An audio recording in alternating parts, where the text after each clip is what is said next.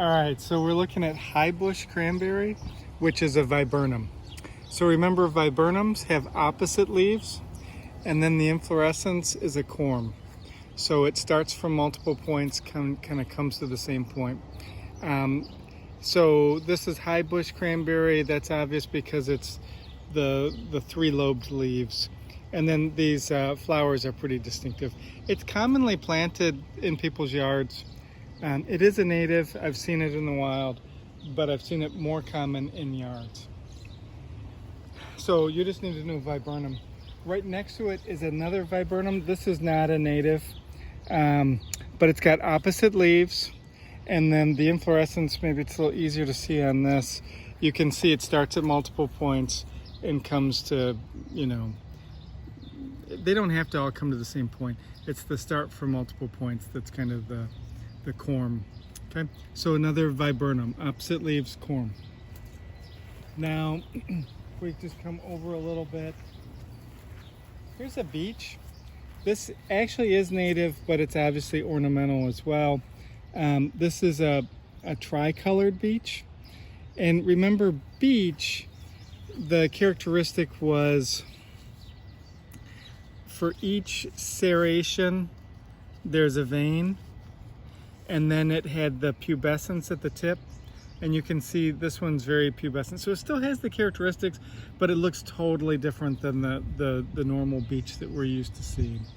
But it's a real pretty tricolor. Okay, if we keep coming this way,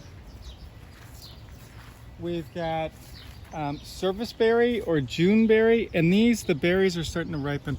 If you look from the top, this is kind of characteristic for Rosaceae, is they have that star-like. It almost looks like a rose hip because roses are the same family. And so what you're actually eating is the hypericum. So it's this, this was the hypericum. And then this will ripen in the next couple weeks. There's some of them are starting to turn red already. We've done other videos with the flowers. The leaves aren't very distinct. They're just kind of oval leaves that are serrate. So it's the fruit that you'd need to really identify. But so nice serviceberry or Juneberry. And this is about as big as it typically gets. Now, if we keep coming this way, I'll skip to this one. This is another viburnum, opposite leaves. So, and then a corm inflorescence. So if we look from the side, they're coming from multiple points. Okay, so that's that corm inflorescence. So if you've got a woody shrub with opposite leaves, corm inflorescence, it's going to be a viburnum. So I just showed you 3 different viburnums.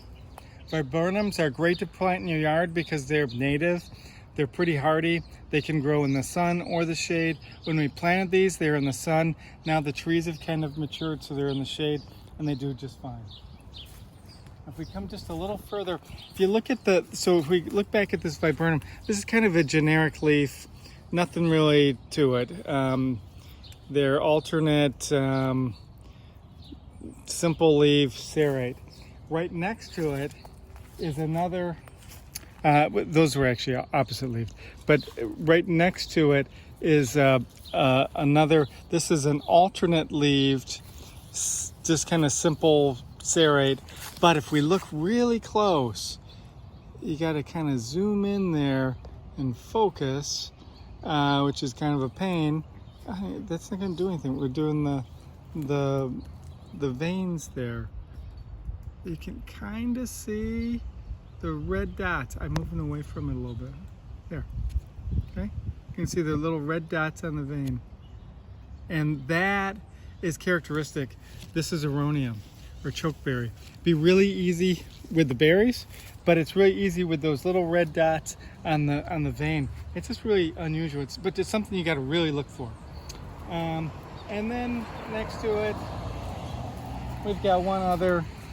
This is Larix.